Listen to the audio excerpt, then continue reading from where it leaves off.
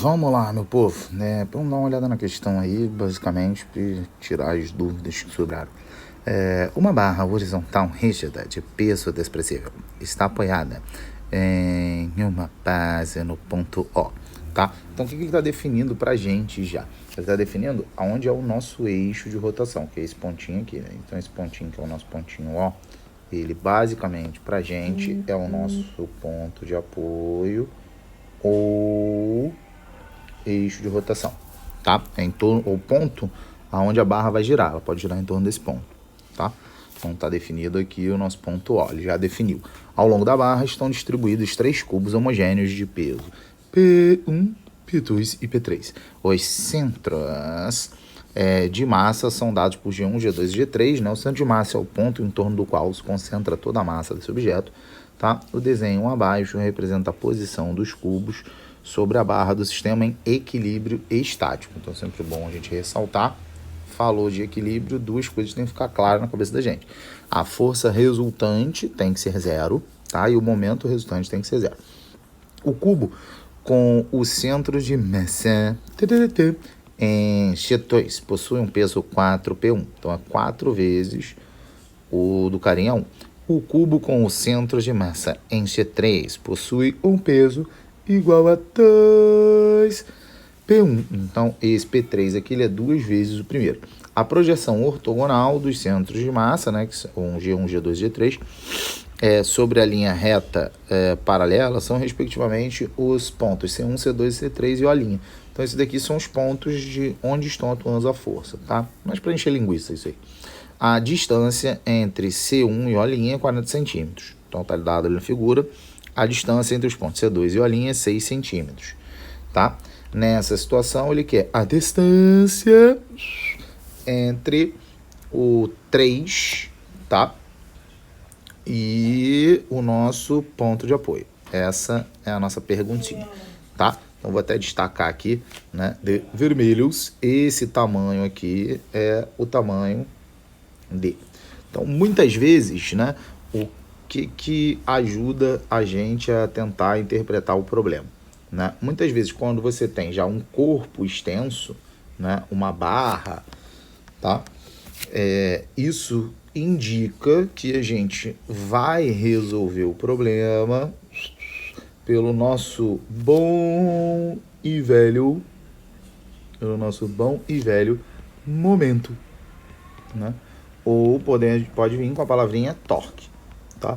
E como está em equilíbrio, importante da gente destacar, que esse momento, o torque, ele vai valer zero, tá bom? Então, quando você lida com um corpo que é extenso, como esse aqui que a gente está trabalhando, que ele tem um tamanho considerável, normalmente vale a pena, né, pensar nessas situations,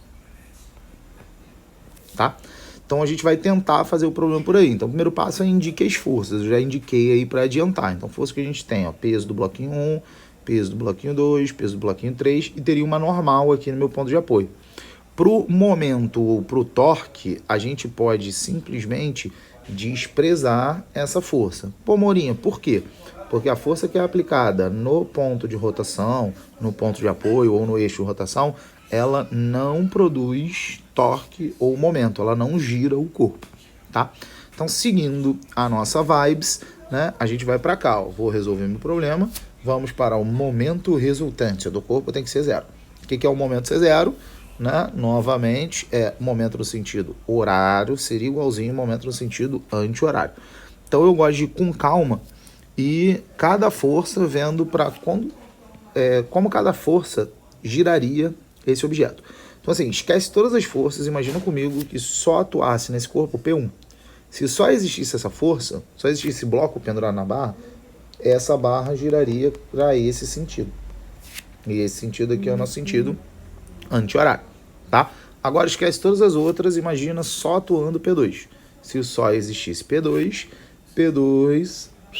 ia girar a barra nesse sentido, né? Que é um sentido que a gente está chamando de horário, tá? Se só existisse P3, esquece tudo, esquece, só existisse P3, essa barrita ela giraria nesse sentido, que é o sentido também horário. Amor, eu tenho maior dificuldade com horário e anti-horário, né? Então, o que que eu faço? Chamo de ir para um lado e para o outro.